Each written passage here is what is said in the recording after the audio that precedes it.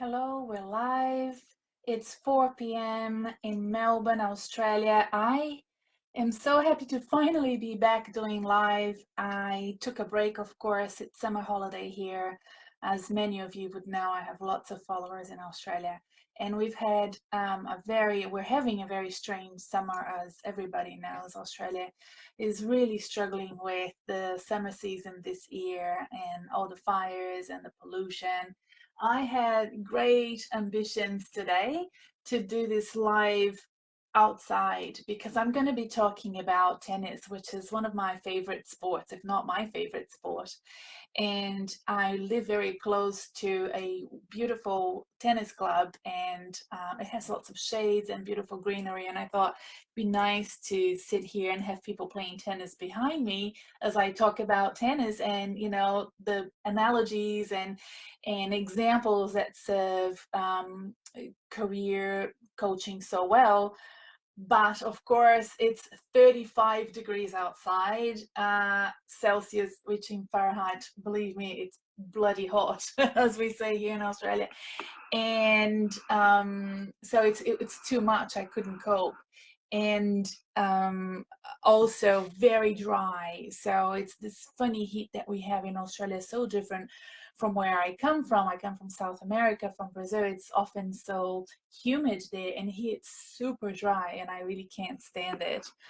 So I'm indoors, very hot in my office. I have a house that's very delicious in summer or winter, but my office on the ground floor doesn't have aircon or heating.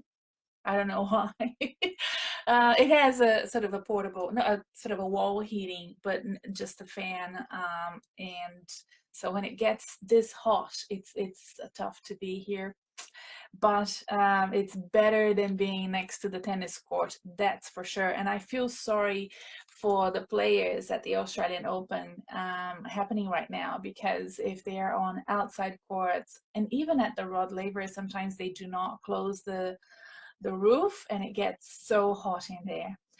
And I was there, so let me just make sure that I am live, that everything is fine. It seems to be fine. I'm going to check here on my phone to just double check, because it's always good to check, and we have time. I'm not in a hurry.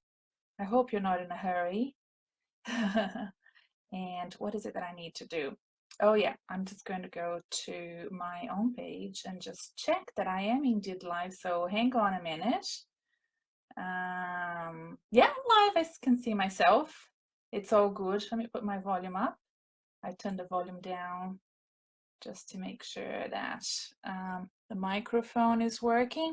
Facebook Live is good, but it's not perfect. And unlike some of the webinar systems that we have, it's hard to know. Just to make sure. Yep, it is working. I can hear me. It's hard to know, like you're kind of running blind. And I don't know how long you've been following me, but I try to do a PowerPoint presentation on a confidence live a month or so ago, and it went horribly wrong, and I actually pulled that out because it didn't go well. So I actually have 2 boxes of new tech that I bought for myself as my birthday gift, and my birthday is on the 5th of January. And I used up some of the sales and sort of discounts that we get after Christmas, and I bought a new sort of link to my camera. Well, it's a borrowed camera. Thanks, Patricia, if you're listening. It's a borrowed camera from my collaborator, Patricia. I have a cam link. I have a new microphone. It's like super fancy. So next live, fingers crossed, I will have all this amazing technology working. This week, however, I've been focusing on updating my website. In fact, both the podcast this week and my newsletter are running late because I'm updating the website. And it's taking, of course, as it always does, it's taking longer to get the website ready. So I'll be uploading that. Well, it's actually, I'm doing everything live because it's easier to just do it and do it live. And then the new podcast and the newsletter this week are coming on a Friday. Sorry about that, but it's just life. It's just how it is. So today, the career high will be about tennis. I love making up analogies between tennis and career coaching. I think it's fantastic. And many times on stage, and when I'm invited to speak, or even in my course program and content, I build those analogies along the way. I just think it's easier for people to understand. I'm also very conscious, unlike some other coaches and presenters out there that can use their clients as examples. I really don't feel comfortable doing that, even if I try to not say their names or anything. Melbourne is such a small corporate world that I have to be very careful what I say about clients. So I usually use examples of, in pop culture, in cinema, movie, music, or sports to build analogies to make my case and make people understand the importance of whatever I'm trying to do, be it talking about branding, or talking about strengths development and performance coaching and all of that. So I try to avoid using my clients' examples. I do have some great testimonials on my website, but that's by the by. So I went to the Australian Open on Saturday night, and I had the best time. I saw the wonderful Ash Barty, who is the Australian young player who is ranked #1 today, and she is just such a ripper, as we say here. She's bloody amazing. We all love her. She has the right attitude. And I want to talk a little bit about her game and what I saw. And I usually pay attention to the player, their demeanor, how they present themselves, how they walk into the court, how they start off the game and develop their game throughout the match. And I also pay attention to the box. The box is really important to me because I usually build those analogies about having a team and having your own boardroom, or having your own box of coaches, supporters, family members, everybody that's there to enhance your game. And it's really interesting. And I'll finish off by talking about Federer, and he has the best box always. I've been following tennis for since his beginning, and his box is always pitch perfect, and I'll talk a little bit about that as well. But I'm going to start by discussing this first game, which was Ash Barty against an American that's ranked #18. So pretty good, a good match of two really, I would say close to equal players, because #18 in a group of 200, that's amazing, right? And age-wise, in terms of their body weight, they all looked really kind of even. Ash has a very consistent use of her top strength. And look, I haven't read anything more technical about her tennis, and I'm not a tennis connoisseur. I don't really know all of the ins and outs. I watch it, I really sort of look at it from a coaching perspective, but I can see that her backhand is unbelievable. And if you're there watching live, like, it's very different from watching on TV, because if you're there on court, tennis is kind of it's not like watching football or soccer or a big game. It's more like basketball. Tennis is like you're in this confined space, so you can really watch what the players are doing. And her backhand, she slices the ball in such a way that the ball just goes over the net, and it drives us crazy, the spectators, because we really never know if it's going to go above the net or not. And it has a little bit of a twist to it, so you never really know where the ball is going to end up on the other side of the court.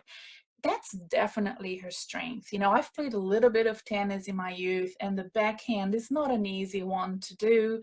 And she does that all the time, very consistently, a lot of backhands. And the entire Rod Laver arena just goes, ooh, all the time, because you never really know what's going to happen to that ball. And you know what? that strength of hers is rather risky, because many times that ball didn't go her way and didn't serve her well, and she didn't win the set, or and the games. And sometimes it was really almost like too much of a risk, it felt, and you almost wanted her to change her game to avoid making those mistakes and having that issue of the ball not going across the net. But she never wavered.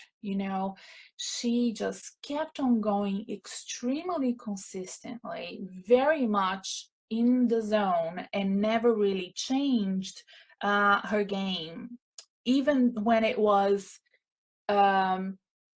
wasn't serving her. She just kept on going, very consistent, very well prepared, mentally as well, to deal with the setbacks at times. Did not waver. Her perseverance is really incredible, and the trust that she has in her method, her training, and her game is really impressive.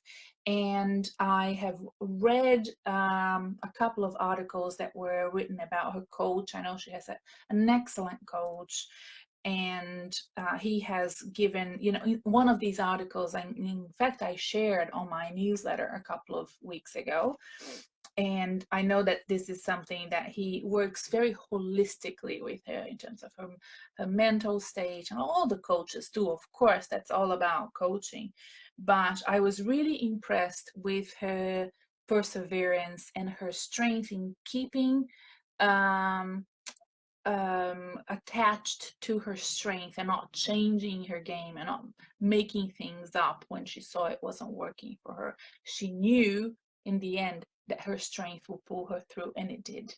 And it's just a matter of just keep it going all the time, and knowing that even though sometimes that ball didn't go through, mostly it did, and mostly it's such an amazing technique that she has developed that it serves her well. The other thing that I wanted to talk about Ash Barty is her leadership style. So she's now number one. And as a number one player for many years, we've had a different type of leadership in that space in the female tennis world. We had Serena Williams, for example, who is a very different player, very strong, extremely powerful, much more mobile on court, and has a much more of a variety of techniques that she uses. And she, in terms of her personality as well, is very vocal, is very emotional, and we have now created this link between that style and the leadership needed in the tennis, because it has been such a long tenure for Serena as a top leader. And Ash being number one, what I overheard around me as I was sitting is that, her game doesn't seem like the game of a number one player. I've heard that quite a lot. And they were saying things like, I wonder how she became the number one player. What did she win to be the number one player? People were still uncertain about that leadership style. They were uncertain about how she got there, and they were not identifying her as a leader. Even though they like her, even though they think she's a wonderful person, as everybody does, she really is quite lovely, and interviews well, and has a great demeanor and a personality that is attractive to the spectators, because they tend to like people that are likable. They didn't see her as a leader.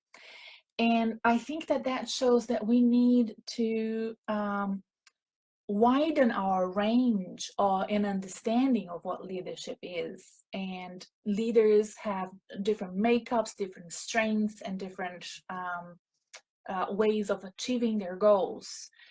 And she's very comfortable in her skin. I don't think it gets to her. And eventually what's going to happen is that the spectators and everybody will get used to the new leadership style.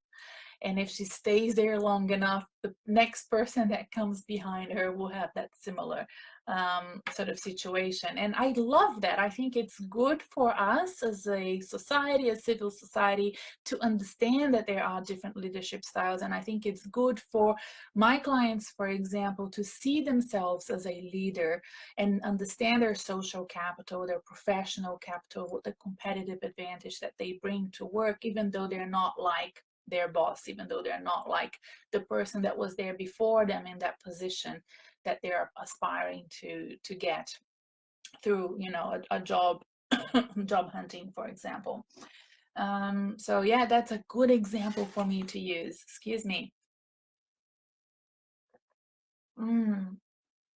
It's super hot, but I'm drinking hot coffee. I mean, that's stupid. I should have at least tried to do some iced coffee instead, but you know, I love hot coffee. It doesn't matter. So I thought, wow, okay, interesting that I'm getting the hearing this feedback from the crowd, including the people that went with me. And I was very sort of silent, just observing and listening and thinking, yeah, I get it. And I get it from my clients as well. And I'm going to use that. So what else did I want to talk about, Ash? You know, the things that she says very often on court after a game, you know, doing the best she can every day, such a good motto, and it doesn't play her down, it, you know, because you can see how much effort she makes and how confident she is in her skin. And that very comprehensive coaching that she receives, um, you know, that's amazing confidence that she has in herself. And that idea that not being a leader in others' eyes, you know, you just have to have the perseverance and the confidence to navigate that and position yourself in your own leadership style. And even though she doesn't seem like to play like a number one player for now, people will eventually understand that she brings a lot to the game because she does. So I thought that was all very good. And look, that day for Ash, I knew I had one more thing to say. It wasn't her best game, and she performed okay. She won. I mean, she's clearly better than a number 18, and she won that game, but she was playing under stressful circumstances, and it was the day she received her Young Australian of the Year award. So she knew about it a couple of days before, as they do. They announce it to the winner a few days before, but that was the day that everybody else found out. So there was a lot about her in the news, and stress comes not only from bad things happening to us, sometimes good things also enhance or increase our anxiety and our stress and our cortisol levels. And it just sort of, it's not a normal day, right? It's not a normal day if you made a Young Australian of the Year on Australia Day. It was Australia Day. So, and there's like a whole bunch of things being written about you in the news, and people want to interview you, and you have a big match. So of course there was a great amount of stress, but she performed really well under those stressful circumstances. And I don't want people to downplay that happy stress, because happy stress does happen and can affect your performance as well. So you have to keep that in mind, and I thought it was a good point to make. Then I wanted to talk about the Australian Nick Kyrgios playing Nadal, also on a very stressful day when Kobe O'Brien, the American basketball player, died in terrible circumstances, and Kyrgios and Nadal both, you know, were upset about it. Curious, I think, most especially because he has a great love of basketball. He wanted to be a basketball player. He's quite a tall guy, and I think he had great ambitions as a young man to be a basketball player. I think I've read that somewhere a long time ago. And he was quite emotional walking into court. And I mean, Curious is always very emotional anyway. If you watch tennis, you know. But the other interesting thing about that game, and I watched it on television, but is the fact that they are real life opponents. So they don't like each other very much, and that's pretty well known in the tennis world. And they were playing on this stressful day, and Nadal won.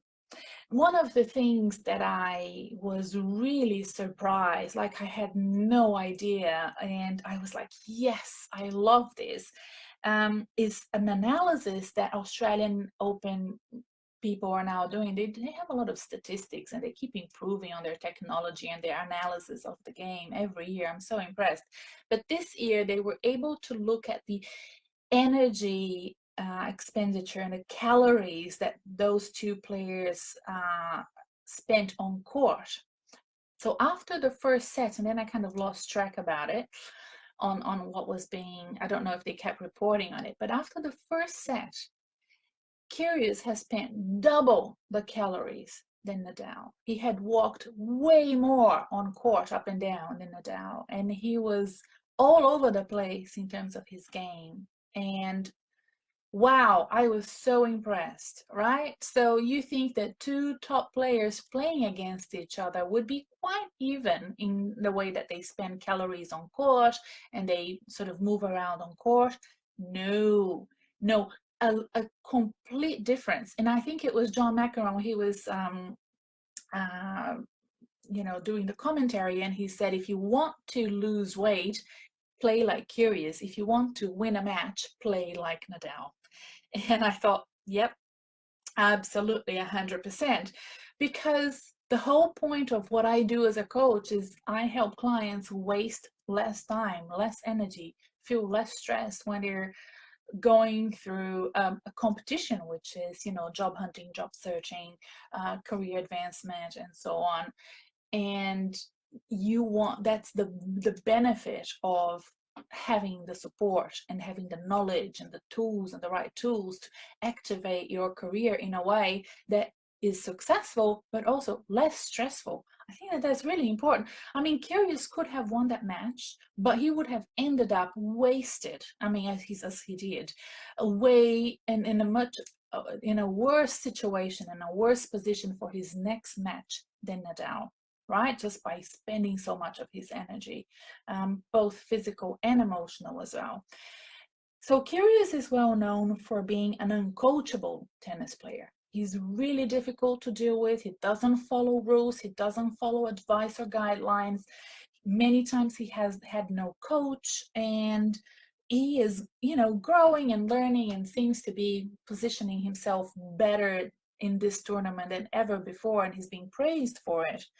But that amazing amount of energy he spent on court shows that he has a lot of work to do, with his team and with his box.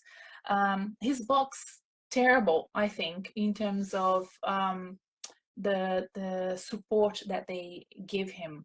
They love him, I'm sure they do. They just don't understand, and because there's a lot of family members in the box, they don't understand the power of the box in the same way that other top players have, right? So at one point, Kyrgios even yelled at his box to say something along the lines of, come on, like, help me out here. So I think he did say something.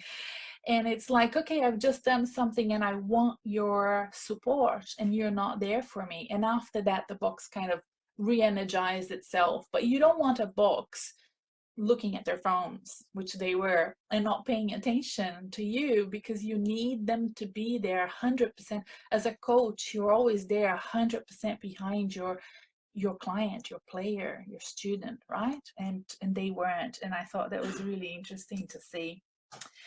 The other issue with Kyrgios that I think is something that bothers me as well in the corporate world is this idea of the authenticity issue. Oh, you have to be an authentic leader, and Kyrgios is perceived as being very authentic. He's authentic on court. He wears his heart on his sleeve. He's a genuine guy, all of those things that are said about him because of the way that he reacts, really emotionally and powerfully to things that happen to him. Well, that doesn't get him the win, does it? And I think that people may misrepresent what authenticity is also in the corporate world. You see, being authentic as a leader is a privilege, right? So my role as a coach is to get you your job, is to get you your promotion, achieve your ambitions. And I like to instruct and recommend my clients um, be human beings and allow themselves to be human, sometimes in confidence, that they have a confident somebody that they can privately share their issues with, but they don't keep opening up and being completely open and authentic and frank and honest about every single thing that happens to their careers or at work or issues that they have. That will not serve them to get their promotions, right? So that misrepresentation of authentic leadership, and things take a while to get into the world we live in, from research that's being done, and there is a lot of research that serves as counterpoints to authentic leadership research to say, look, it's not the best. Most of that I've been getting from Stanford. I follow that leadership and business school work more closely, and I've been getting lots of papers and articles written about how people are focusing too much on being authentic.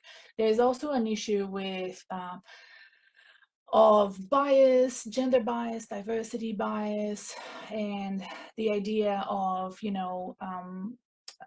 people that are from an Anglo-Saxon background feeling like everybody can be authentic, and then people that come from a different background like myself and many of my peers that are migrants that come from different cultures and diverse ethnic backgrounds, that diversity in the corporate sector is not there for them to be completely authentic about their values and their cultures and the way that they perceive leadership and teamwork. It's different in different countries. So you have to remember that when you're working with people that come from different countries. And when, especially in Melbourne, there's a lot of that. I've spoken about it before, a lot of that happening with big companies coming in, winning tenders, and bringing in leaders from all around the world to work here and manage Australian workers, or vice versa. And a lot of clashes going on because it's difficult to communicate across different values, cultures, and backgrounds. And with the work that I do with Mind Tribes, we do a lot of work on that, and there's still a lot of work to be done. So yeah, I don't think that being authentic has served Curious that well. He, in my view, should have a confident, and I hope he does, and give himself permission to be human and to feel all that frustration that he has. He's a young guy who's really emotional, very frustrated with things not going his way, and understand the game. And this is something interesting. So Curious is playing a game on court that's not really tennis. So it may serve him in different ways. It may serve him to build a public profile and to be a celebrity and to have a different career outside of tennis, maybe as a radio jock, or an influencer or some type of celebrity like that in a career that follows tennis. But in tennis, it won't serve him because he's too easy to read. Nadal can read his frustration and use that against Kyrgios all the time, and that's what the commentators were saying. And as soon as John McEnroe would say that, it would happen. You could see Nadal was like, yeah, I can see that you're really sort of wavering now, and I'm going to use that against you. And so there was no poker face from Kyrgios, and Nadal could read everything that was going on in Kyrgios' mind. Now, Nadal, on the other hand, follows a very strict formula. He's extremely formulaic. I've been following him for years, and I've been to many of his matches. At least once a year I go to a match, and Nadal is there. I'm very lucky. So you never know what you're going to get in the first couple of white days at the Open. He's so systematic and so analytic, and he has this process that he needs to follow, and for the viewer it's actually off-putting. And it's funny, and we make fun of him, but he wins. And you know, maybe you don't have to be as formulaic and systematic as Nadal is, but knowing that you have a winning formula for your profession, for the passion that you're following, and it served you, why would you change? So, you know, he follows it over and over again, but he's very analytic and he knows how to adjust. So at the end of the game, he was asked, because he won, so there was a little interview with him on court, and he was asked, we noticed you changed your game and you're playing more at the back of the court. And his answer was, well, I failed before by not doing that. I've gathered intelligence by watching Kyrgios play other players, and I know, you know, now how he plays. I'm older, you know, he didn't say that, but I'm just adding up. He's older, so he has a different body response and performance that he can do on court. So he changed his game. And those things are things that I tell my clients to do all the time when they are unsuccessful at a job interview or a job application. Look at what you've done, adjust your game, do market research and intelligence, understand what's going on outside your control, the things that you're doing, and adjust your game. And if you're getting older within you're a veteran, you're not an early rising star, and many people applied for lots of jobs when they were younger, spend a lot of time within an organization. Now they're much older, they're applying for jobs again, but they're playing the game as if they were younger. It's not going to serve them anymore.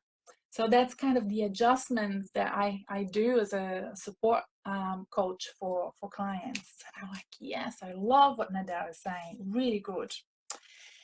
And finally, I want to talk about the King, Federer. So after Ash Barty, I saw Federer. And that was a very easy game for him. And then I saw him again on TV. Forgot the name of the player. Very good player he was playing against, and it was 5 sets. It was a very long match, and it took forever for him to win. He won very humbly. He knew that, you know, he won by tiny margin, but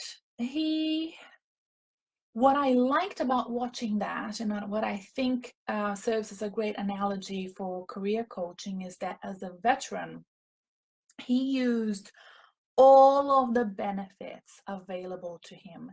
He made the best out of every single rule available in the tennis game to his advantage. So he took time off, he discussed things, you know, it's very much like what you should do. You should know the rules of the game. You should know how to extend your opportunities as much as possible to give yourself time to recover if you're out of, you know, if you ran out of ideas, or if you ran out of energy, if you don't know what to do, or in his case, he was injured, or so we think he was, I don't know, but regardless, he used all of those benefits and those rules to his advantage, bought himself some time, and ended up winning the match. And this is a really good analogy for me to use for clients, so that they understand that it's really important to know how to play the game. It's important that you are good at your job and that you have all these skills and all this experience and all of that. But if you don't know the rules of the game, in my case, recruitment and selection, executive search and headhunting, how hiring managers choose, how the selection panel will assess you, none of that works for you, right? So it's a different set of rules. And if you've been out of that game for a long time, you don't know that game anymore, because things have changed a lot in the last 2, 3, 5 years, let alone a decade.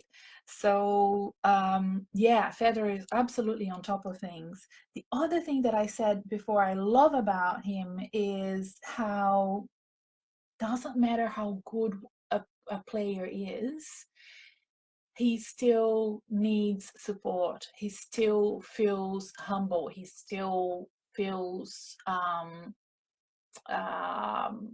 vulnerable. That's the word, right? And you can see that vulnerability in Federer, especially if you're on court. You can see that he has this vulnerability about him, which is shocking to us because we look at him play and we think, wow, you know, he's so amazing. And then you can see, for example, that his box will always stand up to applaud him. And that, just that physicality of standing up, you know, and making that statement to him is really important for him. And they are extremely passionate. They are always completely concentrated on his game. It doesn't matter that he's fantastic and that he's going to win. They're always much more plugged into the game than any other box I've seen for the past 10, 12 years that I've been going to the Australian Open. And you can see that on TV as well. You just watch. And the Williams sisters also have that great support in their box. And I'm always really interested in that. And I think it makes a huge difference. And he looks at the box and he asks for that feedback all the time. So that vulnerability is really, really interesting to see. So what else? Well, I guess for the tennis, I think that's it for me today. I do have people that I know, friends of mine that work at the tennis, and just as a bit of trivia, they sometimes surprise me with their favorite games. So I always ask them, who is your favorite player?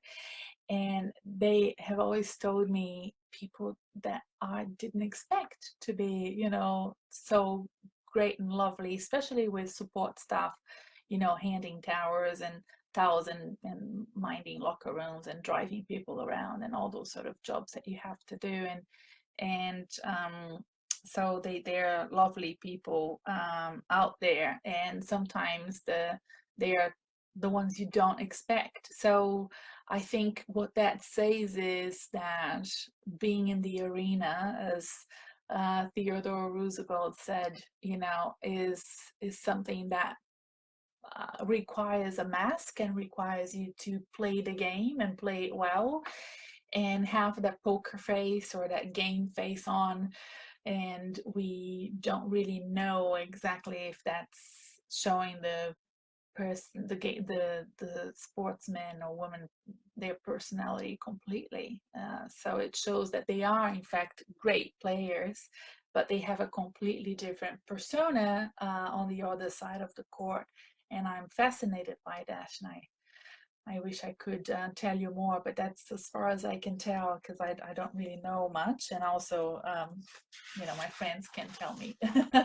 So that's that. But anyway, I hope you have enjoyed knowing a little bit more about tennis and understanding a little bit more about strengths and playing the game, being in the competition, having a good amount of coaching and support, the difference between authentic leadership and just leadership, really. And yeah, I guess that's pretty much it for our Career High Live session today. And I hope you have enjoyed it. It's going to be saved and it will live forever on my Facebook page for you to listen at any time. So what's going to happen next is I'm going to pop out and have a bit of a cooler drink with ice to get ready for my next session at the job hunting private group. And you can join the group just by clicking on a button that's somewhere around your screen. I believe I created, or you can search it, just Job Hunting Podcast group. Search for that on your Facebook. Join the group very quickly. I'll look to see if you're there. Sign you up very quickly, because I have a bunch of questions that I have received over the past few weeks that I haven't been doing any live. and I'm going to address all of these questions inside the group. And the reason why I address it inside the group is because I feel better by doing that. My Facebook page is public, my group is private. By signing up to the group, you sign up to the rules of the group, which is to protect the members' stories and identities, and be there to support each other and to provide accountability and advice and a supportive environment for the people in the group. So I feel it's a better place for me to be answering questions, even though I always answer the questions anonymously. I don't say who they are, and I try to take away any sort of sector or company information, but I still think it's better to answer inside the group. So if you're interested, because you can learn so much from hearing me talk about questions that are asked from other people. Sometimes the group, the learning you get in a group is exponentially higher than just one-on-one, because some things you don't know what you don't know. So if you have other people asking, you're like, oh, I hadn't thought of that. And there you go. So you can learn a lot by just listening to what other people are asking and interested in and curious about. So I will be there in about 20 minutes. I'll see you all there soon. Thank you. Bye. Hey, before you go, if you're not yet subscribed to this podcast, remember to do so wherever you're listening to it right now: iTunes, Spotify, Podbean, or YouTube. And better still, you should also join my community, and a newsletter with the new podcast episode will land in your inbox every week. The newsletter also includes important news and announcements from me and some extra resources that I curate specially for my community. Subscribing to my newsletter is the easiest and cheapest way for you to action your career strategy and continue to invest in your professional development. It will keep you accountable and keep your career planning top of mind. To take it a step further and speed up results for you, you can contact me for a career strategy session. For a limited time, everyone who is subscribed to my community is invited to book the consultation free of charge. So make sure you subscribe as soon as possible and take up this offer, because it is for a limited time only. The link is in the episode show notes, or it's www.renatabernardi.com/join. Bye for now.